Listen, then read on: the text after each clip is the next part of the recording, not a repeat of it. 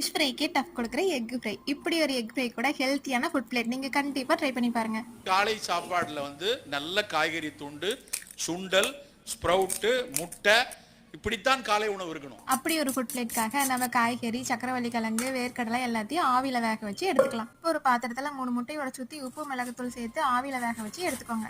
Cake மாதிரி வெந்த முட்டையை ஸ்லைஸா கட் பண்ணி கடாயில எண்ணெய் ஊற்றி சூடானதும் மிளகாத்தூள், மல்லித்தூள், மிளகுத்தூள், ஜீரகத்தூள், உப்பு இதை போட்டு பச்சை வாசம் போனதும் முட்டையை போட்டு நல்லா ஃப்ரை பண்ணி எடுத்துக்கோங்க.